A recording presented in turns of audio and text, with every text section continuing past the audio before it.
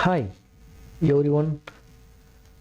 In the last few videos, we have been exploring how a single Hindi word can have different meaning depending on the context. Right?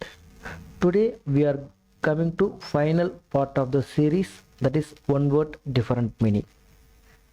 Before diving to the words, welcome to the channel. This is Gopinath Subramaniam. As I always say, if anyone watching without subscribing, please subscribe and hit the like button if the content is valuable. Shall we see those words? Come on, let's begin.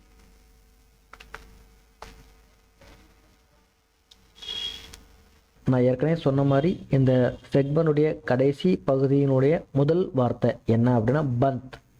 Bandh அப்படிங்கிற வார்த்தைக்கு முதல் அர்த்தம் அடைப்பு, closed. ஆஜ் தூக்கான் பந்த் ஹே, இன்று கடை அடைப்பு.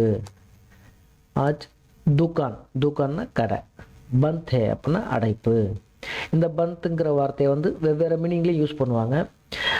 வண்டி of பண்ணுங்க, லேப்டாப் ஆஃப் பண்ணுங்க அப்படிங்கிறதுக்கும் காடி பந்த் கரோ, லேப்டாப் பந்த் கரோ அப்படிங்கிற மீனிங்லேயும் யூஸ் பண்ணுவாங்க. ஆஃப் அப்படிங்கிற மீனிங்லேயும் யூஸ் பண்ணுவாங்க.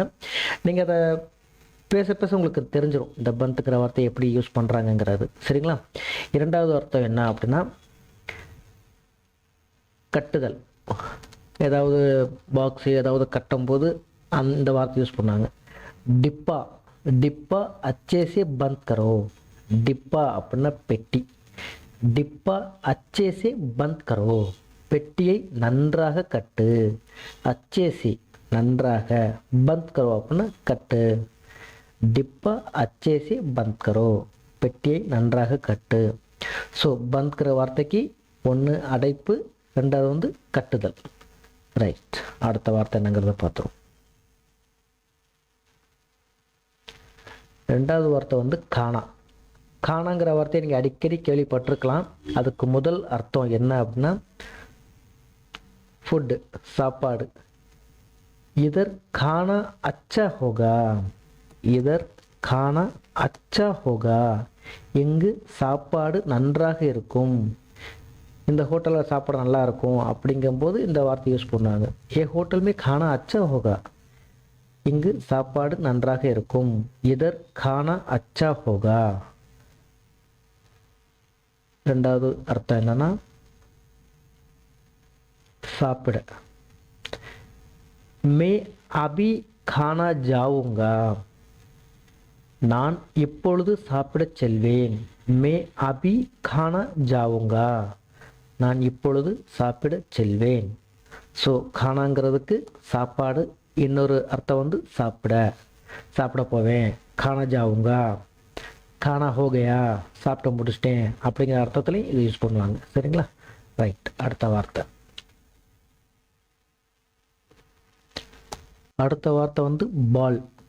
பால் அப்படிங்கிற வார்த்தைக்கு முதல் அர்த்தம் தலைமுடி.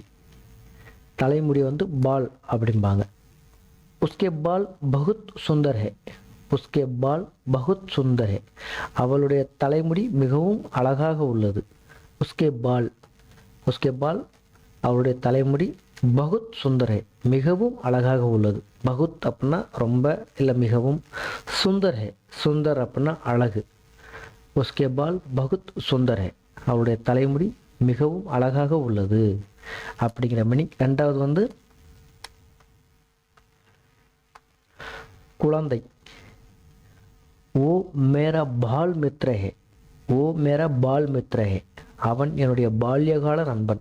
சின்ன வயசுலேருந்தே ஃப்ரெண்டு அப்படின்னா பால்யகால ஸ்நேகிதன் சொல்லுவோம்ல. ஸோ பால் அப்படின்னா குழந்தை, பாலகன் அப்படின்னு சொல்லுவோம் தமிழில். ஸோ பாலகன்கிற வார்த்தை இதிலிருந்து வந்தது தான், பாலகன். ஓ மேரா பால் மித்ரஹே, அவன் என்னுடைய பால்யகால நண்பன். ஸோ பால்ங்கிற வார்த்தைக்கு தலைமுடி, குழந்தை. உஸ்கே பால் பகுத் சுந்தர் ஹே, ஓ மேரா பால் மித்ர ஹே, அவன் என்னுடைய பால்யகால நண்பன். ரைட், அடுத்த வார்த்தை. அடுத்த வார்த்தை தியான். தியானுக்கு அர்த்தம் என்ன அப்படின்னா முதல் அர்த்தம் வந்து